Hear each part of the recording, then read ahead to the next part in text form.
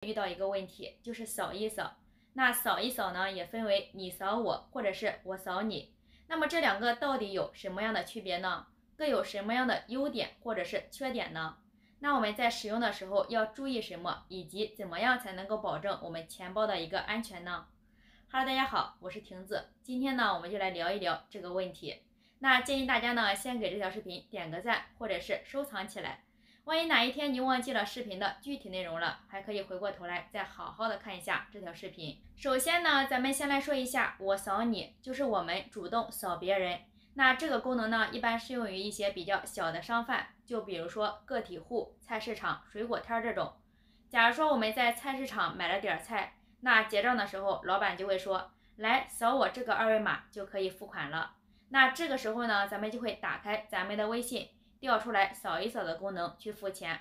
那这个呢就叫做我扫你。在这里呢，给大家演示一下如何打开我扫你。那扫一扫的这个功能呢，有两种方式，咱们呢一块来看一下。那第一种方式呢，就是长按微信图标，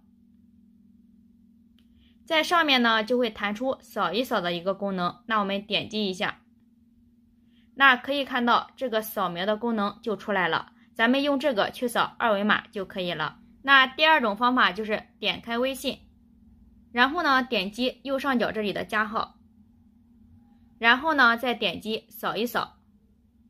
那打开以后就可以启动咱们的扫一扫支付的这个功能了。那我扫你的这种支付方式的优点呢，就是每一笔花出去的钱都需要我们主动的输入密码支付，比较安全。那缺点呢也比较明显，每一次花多少钱都需要咱们自己输入金额。那我们在付款的时候呢，一个不小心也会输错金额，比较麻烦。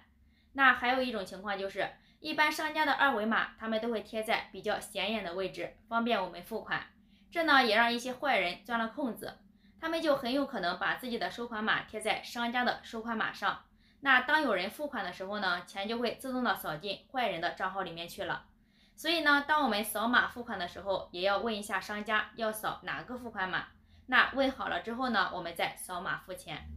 那么第二种付款的方式呢，就是商家扫我们。那这种情况的话，一般都是在大型的商场或者是超市。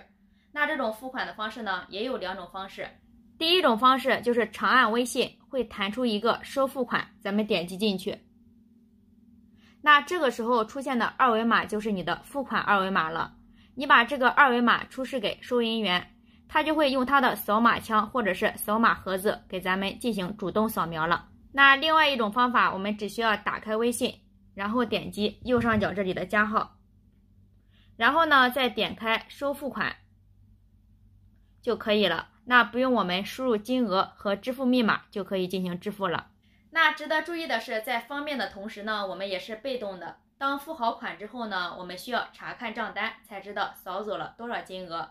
当我们付好款之后呢，也要查看一下账单，看一下金额对不对，以免商家弄错了。好了，那以上呢就是你扫我和我扫你的一些区别，以及呢我们在支付的时候一定要注意的一些事项。那了解了之后呢，大家在平时的支付的时候也要多留意一些。好了，那本期的视频就和大家分享到这里了。